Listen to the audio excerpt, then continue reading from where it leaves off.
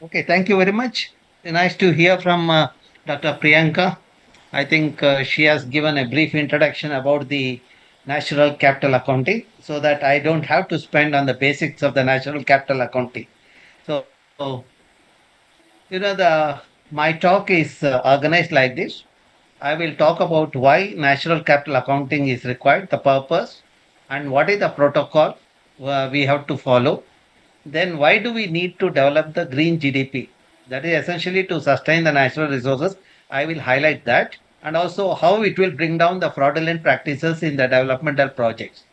Unfortunately, in the country, we are completely ignoring the sustenance of natural resources. Now, this accounting will help us in bringing down such kind of anomalies in the system. And more importantly, with the changes happening in the climate, there's a need to sustain the people's livelihood. So, this will help in doing that so that everyone will have the water, air, etc. Then I will take you to the Western Ghat where we have been working for the last 3 decades. Then, with that experience, we will also illustrate how we have done the studies in the Mula-Mutha catchment. The last part of my presentation will talk about how our science has supported the livelihood of the people. Okay, some of the case studies I am going to the talk about it. Okay, so now see, to do the natural capital accounting or the valuation of ecosystem services, we have used the SIA protocol. That is the protocol developed by the United Nations. There were 179 countries were involved in that. I was a part of that as a part of the Indian contingent. So we looked at the various aspects of the protocol, which involves we need to find out what is the ecosystem extent. For example, if you have a water body, what is the spatial extent of the water body, etc., how it is changing. Then the second part is the ecosystem condition. What is the condition of the ecosystem? For example, you have a forest ecosystem, how it is degrading, whether it is degrading or improving, that kind of thing we assess in the condition. Then we look at the goods and services. The tangible and non-tangible benefit what the society get from the ecosystem, we will look at it. Then finally we will have the monetary value of the asset. Whether it's a forest ecosystem or agriculture ecosystem or the wetland, the it helps in the understanding what is the worth of the ecosystem. Now, when you look at the environment, we have the based on the ecosystem extent and condition, we have the services. That is what the benefit the society gets it. Put it other way, to assess the benefits, you need to know the ecosystem condition and the the the spatial extent of the ecosystem. So now the fortunately, to assess the ecosystem extent, we have the remote sensing data. Say when you talk about water body is has a catchment, river basin or the lake basin, all these things. The required to assess the ecosystem extent, you need to have the data. That's fortunately we have launched the satellites way back in 70s. Every 21 or 30 days interval, we get the picture of the Earth. Now these are the various satellites that are launched over a period of time, and we do the analysis of the data. That big data we analyze it to understand what the changes that has happened over a period of time. That is where the artificial intelligence and machine learning also help in assessing the ecosystem condition, the extent. The second aspect is the condition of the ecosystem. Now, for example, this gives you a glimpse of the forest ecosystem. This is an example of the intact forest, and this is perforated and fragmented. Like this, the various levels of fragmentation you can assess in the forest ecosystem. Even if you take riverine ecosystem, the catchment has the forest and other land users. Now, how do you assess the condition of the ecosystem of the forest? They listen through the fragmentation metrics. We compute PF and PFF. PF is the proportion of the number of forest pixels to the total number of the non-water pixels in the window. We take the kernel of 3 by 3 and we run it through the entire image, and we do this calculation PF and PFF. Based on PF and PFF, we can find out whether the forest is intact or the interior. See, suppose if all the pixels are forest, then the ratio of proportion of the number of forest pixel to the total number of non-water pixel in that window would be the one. That's where it says that it's an intact forest. Then the various levels of fragmentation we can assess based on the sorry, PF is greater than zero point 0.6 and PF minus PFF is less than 0. Then it is the kind of the boundary or between the intact forest and the patch forest. Like that, various levels of the fragmentation you can assess it. To put it in simpler word, first is you find out what is the extent of the forest or the extent of the ecosystem. Then you calculate what is the condition of the ecosystem. Now, for example, if you take the particular tree, you know, you see that the tree provides various services. For example, it provides us the fruits, and it gives the the for the pollinators and the dependent species like birds, the food, etc. And also the nutrient cycling happens, the groundwater recharge happens. The most of the people have not understood the linkages between the terrestrial ecosystem and the aquatic ecosystem. But in my presentation, I am going to illustrate that. Okay. So now we need to understand the water cycle. See, that is where the sun. See, this is where the flow you can find out from the ecosystem. The ecosystem services are broadly categorized into provisioning, regulating, and cultural services. Provisioning services are the tangible benefits like timber, fuelwood, etc., while the fish, etc., while the regulating services is the carbon sequestration. For example, in the water body, you have algae, which does the wonderful job of the carbon sequestration, the oxygen production, and then the nutrient cycling, etc. Then cultural services are the recreation, spirituality, and education, etc. When you look at the GDP of today, what people talk about it, that is a gross the domestic product. That the economic metric is a distorted the metric because it does not take into account the degradation of the ecosystem. For example, when a particular industry comes up or when particular project comes up, we only account what is the benefit we got out of the project to the countries where this one in the GDP, but we do not account the degradation cost of the ecosystem in that. When we do that, the accounting of the degradation cost, then the GDP becomes the green GDP. We are looking forward for that. So now, when you talk about green GDP and when we adopt the path of green GDP, there is a sustainable growth. So that means there is an integration of the economics, then the ecology, and the people's livelihood. It helps in protecting the environment, raw material conservation, etc. All these are required to sustain the natural resources and to maintain the livelihood of the people. So, which means that when we talk about sustainability, it is an integration of the environment, social, and economic aspects. Okay. So now let us try to understand what we have done over a period of 2 decades. When Madam was talking about the protocol, for information, I published an article way back in 2017 related to the forest ecosystem in one of the district in Karnataka and lakes of Bangalore. So, seeing that publication, the United Nations approached me asking whether I can do the assessment as per the ZIA protocol for 10 districts in India or 10 districts in Karnataka. 2019 December, I signed the MOU. By the time when I signed the MOU, when we were about to take up the project, fortunately or unfortunately, there was a COVID. But the COVID episode in the country, though it affected the last section of the society in the country and in the globe, it helped us. Because of that, the COVID, I was not traveling, and my students and myself, we were in the lab all the time. Because instead of this one, we could not just 10 districts. We did the assessment for the forest ecosystem, agriculture ecosystem, and also the wetland ecosystem for all the 31 districts in Karnataka. And we submitted that to the United Nations. Then the Springer came to us asking whether that report they can publish it as a book. Now you have a book based on the national capital accounting and valuation ecosystem services for the forest ecosystem, agriculture ecosystem, and the wetland ecosystem. Okay. Now, see, why do we need this kind of a thing? See, we need to have the climate resilient system. That is where the planning is required. Now, when you look at the changes in climate, if you see the data, the temperature is increasing, which means there is a changes in the temperature. That's what the data reveals. And more importantly, the impact, when you look at the causal factor of the changes in climate, you see that greenhouse gases is increasing along with the increase in temperature. That means if you want to have a climate resilient system, one need to bring down the greenhouse gas footprint in the system. Now, if we don't do it, what are the implications?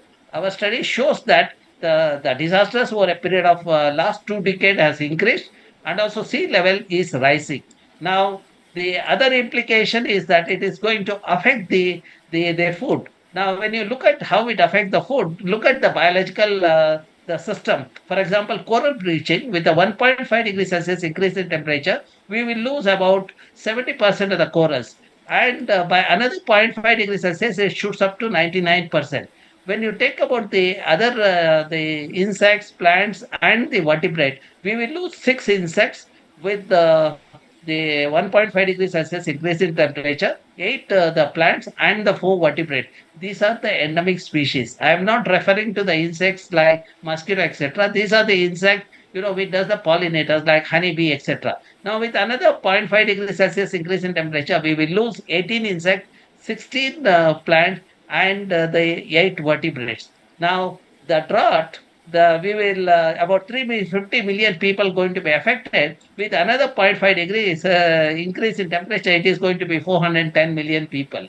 Okay, and if you look at the sea level rise, the 49 centimeter will shoot up to the 56 centimeter with the temperature increase by 1.5 to 2 degrees Celsius, and about 50 million people get affected. That means this is going to affect the everyone on the earth. So now, to summarize what I said so far, the changes in climate will have the floods, disasters will increase, the glacier melt, as you all noticed, as you are sitting in Delhi and other places closer to the Uttarakhand and the Himachal Pradesh, with the cloud burst, with the kind of the damage that has happened over the last decade in Jammu, Kashmir, etc., you would have noticed. Then the drought, some part of the year you see the flood, at the same time you will also see the drought, which is affecting the crop productivity in the system. So that means the changes in climate would threaten the food security, water availabilities, cities become vulnerable. None of the cities in my country has been planned properly. In fact, if you look at my work on Bangalore and Chennai and other cities, you will understand my statement. And the increase in temperature will also increase the vector-borne diseases. That means the public health get affected with the changes in climate. So now let us look at the climate resilient system. If you want to have the climate resilient system, you need to maintain the diversity in the ecosystem. For example, in one of the district in the Karnataka where I work, in one taluk, I found 54 varieties of rice. And most of these strains are resilient to climate. And if you look at these strains, the one is good for fragrance, other one is yield. If I just hybridize it, I get a better product which is climate resilient. Or you take a brinjal. In one village, I have a 16 varieties of brinjal.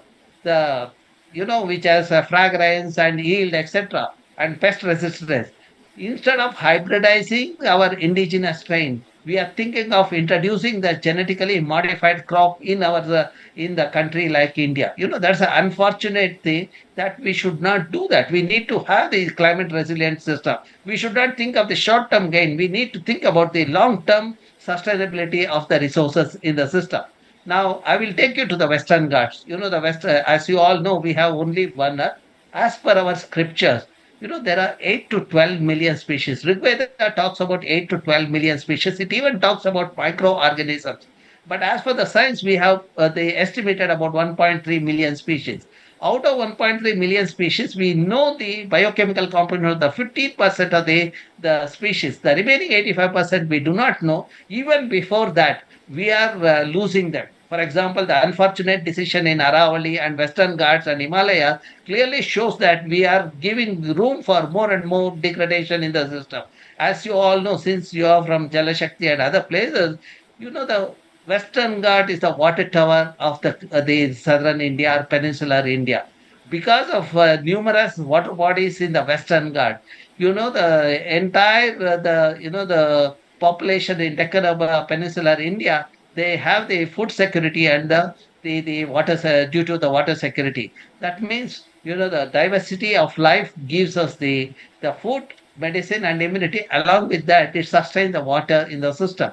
Now, if you want to understand which part of the globe has the highest number of plant and animal varieties, as you move along the latitudinal gradient, you will see that highest number occurs at 8 to 15 degree latitude. which corresponds to Kerala, Karnataka, Tamil Nadu, part of the Western Ghat. As you see that Kerala, Karnataka, Tamil Nadu, part of the Western has the highest varieties of plants and animal varieties. Varieties means when you, because of the varieties of plants and animal, you have varieties of food. Because of varieties of food, you get a medicinal properties from the varieties of food. So that's where we need to maintain the entire catchment of these rivers, which is the Western Ghats. Now, how do you do that? How science helps is, as I said earlier, we have the large data, the remote sensing data. We analyze the spatial extent of the this one that gives us an idea how the forest is changing. You see that to analyze the Western Ghats, earlier to analyze one district, I used to take about 8 to 12 months. That today, my students, because of the machine learning, they analyze the entire Western Ghat within a 6 months. We are empowered with the appropriate techniques to analyze the spatial data. So that's how the big data with this machine learning is really they helping us in the analysis. Now, when you look at this analysis, it shows that green is declining. Not only green is declining, it also shows that green is fragmented. The forests are getting fragmented in the system. If this trend continues, what is likely to happen? We have predicted that for the 2031, it shows that entire Western Ghat will have the forest cover less than 18%, and evergreen forest will cover only the 10% of the thing. But as per the national norm, we are supposed to have 33%. Even before that, we are losing the forest in the Western Ghats. Now, the implication of that is there are changes in the temperature. Kerala will become warmer by 1.5 degrees. That's where, whenever there are any diseases like chikungunya, dengue, etc., you will see the first instance is in Kerala because of the changes in climate. Not only that, rainfall is pattern is changing. The rainfall, they supposed to be in Kerala for 6 to 8 months and Karnataka 4 months. Now that the spatial extent or the temporal extent will change. Not only that, you see the intensity of rainfall will change. Instead of getting a rainfall which is spread across the 4 months, we will get the rain in a short duration. When you have the precipitation in short duration, which we call it a high intensity rainfall, it will lead to the landslides and mudslides. That's how it affects the livelihood of the people and create the vulnerable situation.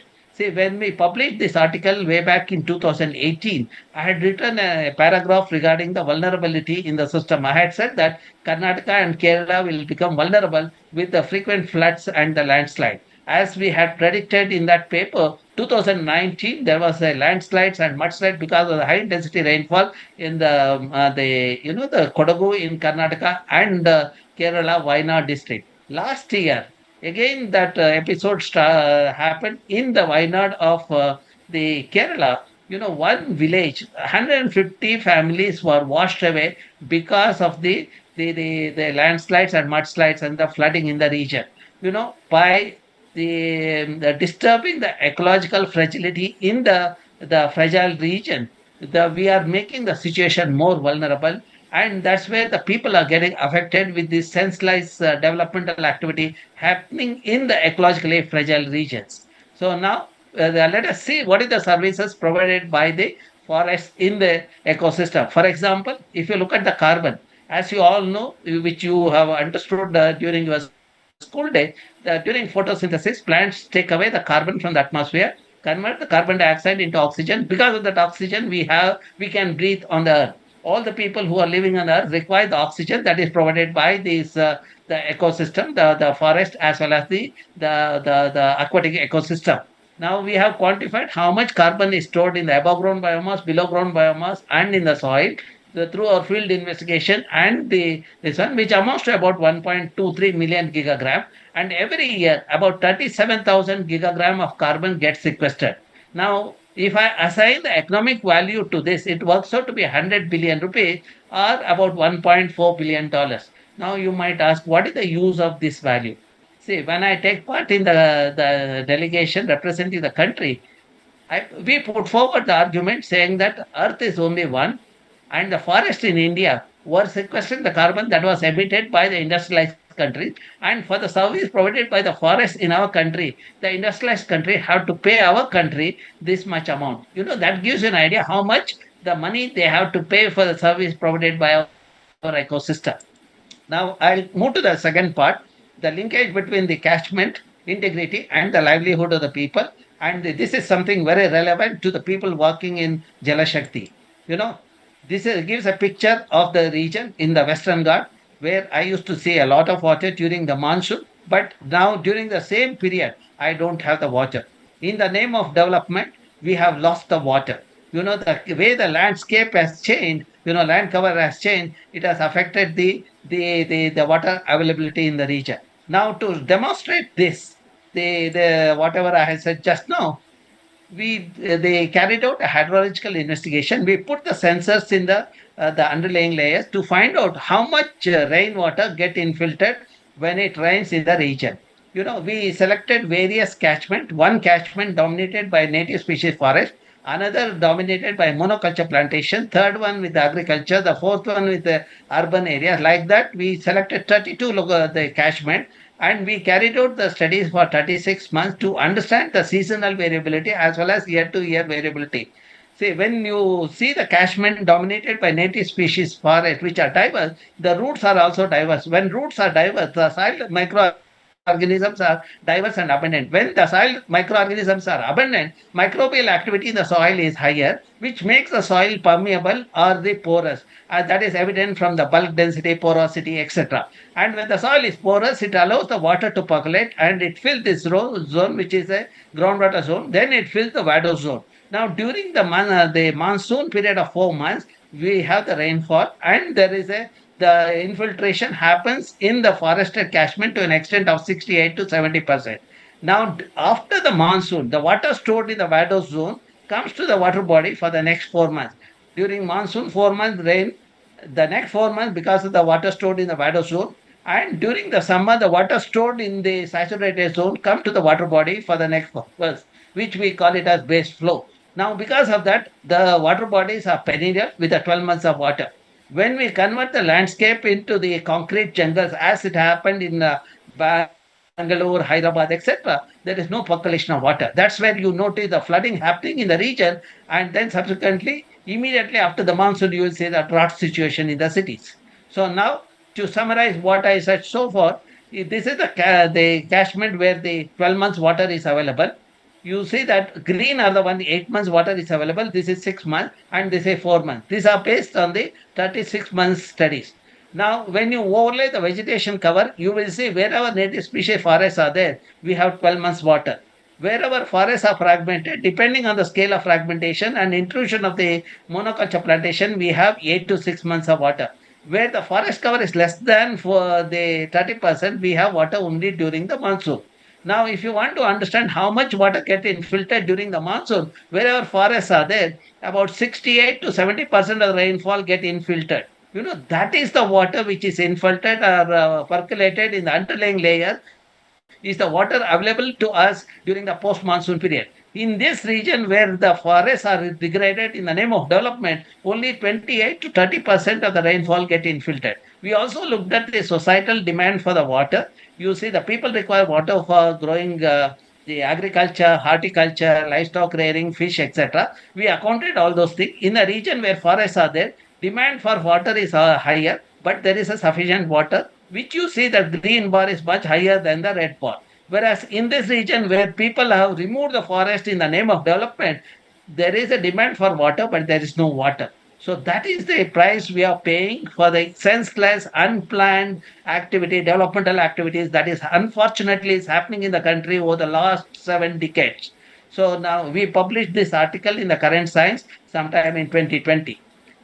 Now, understanding the linkage between the water availability, biodiversity with the people's livelihood, the people, our ancestors, the conserved the patch of forest, in the form of sacred forest, or Devarakadu, or the Rai, or the Khans like that. Unfortunately, that is getting converted into the idle land in some other places. When you look at Lord Shiva, as long as the hair is there on the Shiva's head, he retains the Ganga. Because of that, we have water on the earth. Now, to summarize what I said so far, when Mother Earth is covered with a green saree of native species, we will have water for 12 months. That means she retains the water for 12 months. The people livelihood depends on that. When we convert that green saree into the synthetic saree of the rubber, acacia, etc., she retains the water for 6 to 8 months. When we degrade the catchment with the forest cover less than 30%, we have the water only during the monsoon. Now let us look at how it affects the livelihood of the people. Farmers in this region, because the water is available for 12 months, they can grow multiple crop or a cash crop. Their earning is 1,54,000 rupees per acre per year. Whereas in this region, where water is available for 4 to 6 months, the farmers can grow only one crop. Their earning is 32,000 rupees per acre per year. Now, if you look at the yield of the crop, for example, paddy yield is about the 14 to 18 quintal per acre, whereas the paddy yield in this region is 6 to 8 quintal per acre. Now, when we investigated the reason for that, wherever forests are there, because there were pollinators, because of the abundant pollinators, the pollination become efficient. With the pollination, you see the yield of the crop is higher. So now the government of India want to double the income of the farmers. My suggestion to the government of India and to the Prime Minister is just maintain the ecosystem integrity. Then people will have water, people will have pollinators, people will have the food, and people will have the livelihood. We need to do that in our country. When we talk about the water bodies are living entities. We should maintain the naturalness. You cannot convert the river channel into concrete channels as it's happening throughout the country. Unfortunately, riverfront and all kinds of senseless projects are being implemented in the country, and our children will not have water if this senseless activities continues in our country. Okay. Now, with this background, let me take you to the Mula-Mutha catchment. In Mula-Mutha catchment, there was a proposal to have the rejuvenation of a part of the channels in the Mula-Mutha catchment.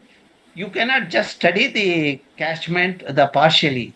You need to study the entire catchment to understand the ecosystem services. That's where, though the project is of the 43 kilometers in this part of the catchment, we did the study of the entire catchment to understand how the flow of the natural resources happens in the system. It's about 2,900 square kilometer catchment area. Now, when you look at the services provided by ecosystem, as I said earlier, there are tangible and non-tangible benefits we get from the ecosystem. Tangible benefit include the provisioning services in the form of water, non-timber forest produce, that is spices, etc., the fuel wood, the fodder, and the fish. Then regulating services include the carbon stock, carbon sequestration, soil conservation, groundwater recharge, nutrient cycling, pollination services, air filtration services, and the habitat protection. And the cultural services include the ecotourism, environmental education, research. As far as the Mula-Mutha catchment is there, because we got the data from the forest department as well as we did the field work, and also there were a couple of researchers who had done the study. We quantified what are the quantity of resources people get, and also found out what is the market value, and also found out the cost. When you deduct the cost from the market price, we call that as a residual value or rental value. The multiplying residual value with the quantity of the goods will give the provisioning services of that product. You can aggregate all those things that gives the total provisioning services. Similarly, the regulating services, because this is a small catchment, we had an opportunity to do the regulatory services based on the primary data. Normally, people, if you look at the international literature or the people who have worked in India, all along they have used the international data and adopted that value for the Indian condition. But because of the Jeevit Nadi, the invitation, we had an opportunity to do the primary database analysis of regulatory services. Then cultural services, based on our studies in the sacred groves, we did the quantification of the services provided by the in the form of cultural services. So that aggregation of provisioning, regulating, and cultural services will give the total ecosystem supply value. So now once you have the total ecosystem supply value per year, that is also called the gross ecological product, GEP. This is for every year. Now once you know the flow of resources per year, you can compute the NPV, that is the net present value of the ecosystem. So this is like this. If you keep 1,000 rupees in a bank at 10% interest, you get 100 rupees every year. Now to get 100 rupees every year, you have to keep 1,000 rupees, the principal amount in the bank. So now to get the TSA of this amount for a year, you need to have the NPV. That is how the asset is accounted in the system. So now this is the method that is adopted. that I have elaborated now, the provisioning, regulating, and cultural services. So we carried out the field work during the June. We covered the entire the catchment. We also interacted with the local people and found out what kind of the product they get it, and what is their livelihood aspect, etc. Now, when you look at the catchment, first job we did is the extent of the forest. We use the remote sensing data or the latest data to find out what is the land cover in the catchment. This gives the land cover in the catchment. This one you can see that the about 30% is under the forest in the catchment. Okay, so now see, then this is where the project is proposed. We looked at the sub basins which are affected because of the project. We found out what is the land use in that subcatchments also. Now we have done the assessment subcatchment wise, and the see, this gives the highlighted one of the subcatchment, where the because of the proposed the rejuvenation work, so-called beautification work, the it's getting affected because of this one. Now this gives the total catchment of the Mula-Mutha. This is the Mula-Mutha catchment. Okay, then the we did the ecosystem condition assessment. We did through the fragmentation analysis. So this gives the extent of the forest. Now, when you look at the ecosystem, about 463 square kilometer is under the forest, about 29 or 30% is under the forest, and out of that, about the 178 square kilometer are the intact forest or the contiguous forest. We have done the assessment. That's how we know the condition of the forest in the catchment of the Mula-Mutha River. So then we looked at the what is the kind of the goods and services. We interacted with the people like this who collect these resources every on daily basis: fish, fodder, non-timber forest produce, water, fuel, etc. So then for example, when you look at the water, because of our the assessment, we found out what is the water demand in the catchment for the various sector. We quantified that for electricity generation, agriculture, drinking, etc. And the what is the worth of that? The based on the residual value, it amounts to about 7,211 billion rupees per year. Okay. Now, the non-timber forest produce, there are two scenarios. The scenario one is based on the researchers' quantification. Scenario two is based on the product, the forest department data. The annual report of the forest department provides what kind of the goods are sold every year, quantity of the goods, and what is the seniorage value. Seniorage value is nothing but market price minus the cost. Okay, so now out of the two scenarios, we selected the scenario which has the lower this one. Say, for example, scenario one, based on the researchers' quantification, it amounts to about 42 million rupees per year. Scenario two is 76. For our quantification, we have used scenario one. Then we looked at the fodder, especially the grass. We mapped the grassland in the region, and we found out what is the kind of the grasses extracted in the region, and what is the value in the market, and what is the cost for supplying that fodder in the market. Then that amounts to about 411 rupees per year, the fodder value. Then fish amounts to, this is based on the fishery department data, and we found out what is the market price and what is the cost of the extraction of the fish, are they collecting the fish or harvesting the fish, which amounts to about, the fish production is about 839 tons, or the value of that ecosystem goods are in the form of the fish is about 109 billion rupees per year. So now then fuel wood is based on the talk to the people, what is the kind of the fuel wood they use per day. We extrapolated per year, which amounts to about 1.1 tons per hectare is the fuel wood yield, and about the people require 1.2 tons per person per year. So now we know the population and we know the per capita fuel wood consumption based on and also the market value of the fuel wood. We quantified what is the economic value of the fuel wood, which amounts to about 8.44 million rupees. Okay. So now then we looked at the regulating services, the carbon stock, carbon sequestration, soil conservation, groundwater recharge, nutrient cycling, pollination, air purification, and habitat protection.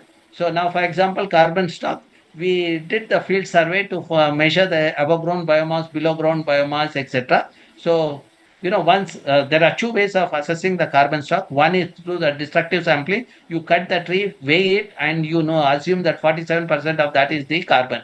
The another way is the non-destructive method. You measure the girth and height of a tree. From that, there are allometric equation. You can find out what is the above ground biomass. We adopted the non-destructive method to quantify the above ground biomass, below ground biomass, and the soil carbon. We collected the soil samples. We analyzed the carbon in the CHN analyzer, which is there in our lab. So now the value of the carbon stock amounts to about 300 the million rupees, or the carbon that is stored is about 12.84 million tons. Okay, that is the standing carbon. Now every year about 0.77 million tons of carbon gets sequestered. The worth of it is 29.61. This is equivalent to the net primary productivity, which is also quantified based on the fallen branches and which the people use it for fuel wood, etc. So then we did looked at the soil conservation. We collected the soil samples, and in the forest area and the non-forest area, difference in the nutrient shows that what is the nutrient retention capability of the soils due to the forest in the region, which amounts to about 83 billion rupees per year.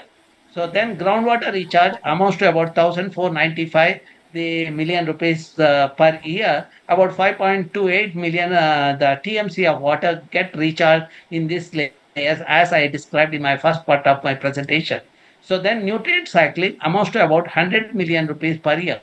So then pollination, see what we did is we looked at the yield of the crop in the region closer to the forest and away from the forest. The difference in the yield is attributed to the pollination service provided by the pollinators in the forest region, which works out to be about 1,438 million rupees per year. So then air purification, as you all know, when you have vegetation cover in front of your house, there won't be a dust inside the house. So similar thing, we did this, and also the gaseous pollutant are removed. In our country now, since we have put the various flux meter throughout the country, we know that what is the pollution level in the forested area versus non-forest area, and which amounts to that, the service provided by the forest in removing the pollutant amounts to about 177 million rupees per year. Then habitat Yes, sir. protection is about 364 million rupees per year. So now the cultural services in the form of environment, education, ecotourism, and research is about 50 million rupees per year. This is based on the research that is, the data available in the forest department for research. In the forest area, they give the permission. At the time, they collect the proposals from this one. All those data we compiled it, which amounts to about 50 million rupees per year. So now the total ecosystem supply value is the combination of provisioning, regulating, and cultural services. This is the TSV per year, and based on that, we have computed net present value. Now, when you look at this one, see if you look at that, the ecosystem services is the TSV is about the 50 million. If you look at this one, it amounts to about 50 billion rupees per year, and based on that 50 billion rupees per year, the NPV, that is the forest ecosystem or the catchment ecosystem, amounts to about 1,289 billion rupees. So we have also calculated the per hectare values also, which is given in the slide. Okay. So then we looked at the what is the subbasin wise the NPV of the this one and TESV, the region which is affected because of the so-called rejuvenation project. You see that it's about TSV is about we are going to lose about 18 the million rupees per year worth of the forest services, and which amounts to about the 4 lakh 6,000 the million rupees NPV. Okay. Then we also considered the river channel with the 100-meter buffer, which amounts to about the area is about 1,200 the hectares, and the TSV is about 398 million rupees per year. And considering 398 million rupees per year, the NPV of this the ecosystem, river channel with the buffer is about 10,249 million rupees per year. If someone is destroying this channel's integrity, they have to pay this much amount. This is the ecosystem, this one, they have to pay for it. So then in that region, we also come across the small, the Sekagro in that Ramula, this one, the confluence of this one, the about 6.9 the hectare, and TSV is about 1.7, or the NPV of that sacred forest is about 43 million rupees. Okay, the sacred forest in the region. So now this is the team we worked in the thing that gives a glimpse of the research. Now, the research what we have done, we also have put it online for the advocacy and decision making. For example, in the Western Ghat, as I said, Western Ghat is the water tower of the South India. Identifying ecologically sensitive region. Ecologically sensitive regions are ecologically fragile regions are also hydrologically rich region.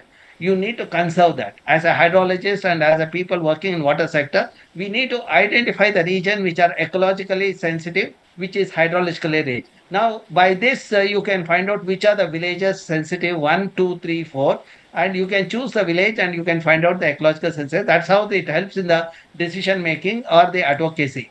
So now I am in the last part of my presentation. I may take another 2 or 3 minutes. How our work has helped. See, wastewater treatment based on the nature-based solution, we have worked on that, and the success model is working in Bangalore.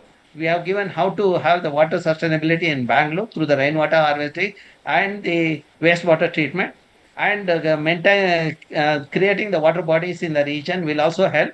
Mini forest in each ward, because you are talking about urban ecosystem,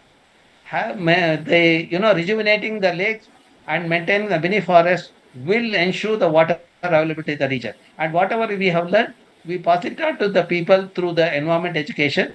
I have given a lecture maybe about 2000 plus in various schools and colleges in the country. So now this is the water body we have created in the campus, which stores 10 lakh liters of the water, which is also a lab for my student to do the biofuel research. Not only students are happy, we also have water in the campus. I stay on the campus. My family require 500 liters of water. That means I require 1.2 lakh liters of water.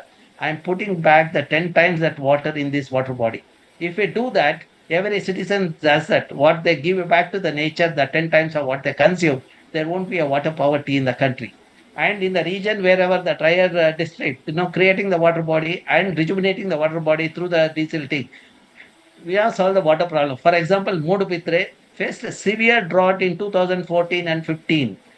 Through our intervention and because of the local people intervention, the desilting of the lake happened. When last year, when entire Karnataka faced the green drought with the water scarcity, the Mudabidre didn't face the water scarcity because of this, the creating water body and the maintaining the water bodies. You see that the success is because of the youth in the system. They took part in creating the water body, and within a year, you see that there is a greenery with the abundant water in the region. That shows that catchment integrity plays a decisive role in retaining the water. So now, when you come to the campus, you'll see this climber. I was fascinated by that. I brought it to Bangalore, the 14 seats. Out of 14, 7 are planted in various places in the campus. Out of 7, only one place it has survived, that is next to the building where I have worked for 2 decades. That means even plants know who will take care. In front of this, our department, we created a mini forest in 2 hectares area. 49 native species, 500 saplings were planted way back in 90s when I was a student. Today, when you come and see, you get a feel of the rainforest. More importantly, since you are all water experts, groundwater table, which was 150 feet earlier when the ground was covered with a Parthenium and other invasive species. Today, you have the water at 10 feet because of this mini forest, and temperature is 2 degree lower. That's how you can enhance the water retention capability in the urban area by keeping the landscape porous. See, not have, absence of water urbanism in our urban planning is creating the water scarcity in the urban areas and rural areas in our country. The landscape has to be porous. It allows the water to percolate, as I said earlier, but we are making it concrete jungles. This gives a glimpse of our environmental education programs in various levels. And we also conduct a symposium once in 2 years, popularly known as Lake Symposium. There are 1,000 to 1,200 persons. Out of that, 30 to 35% are the school and college students. They conduct simple experiments related to nature, like carbon sequestration, water quality monitoring, the biological monitoring, etc. Because of our research over a 2.5 decade, we could get the Ramsar tag to the one of the wetland in Karnataka, Aganashni wetland. And this is the report which made that Aganashni wetland, the Ramsar wetland of the important. We also published 2 articles. One of these articles certainly will help the Jal Shakti Ministry is about the unplanned urbanization that is happening in the country. This is about the Goa, how the land cover change has led to the other crisis. This we published in the Nature last year.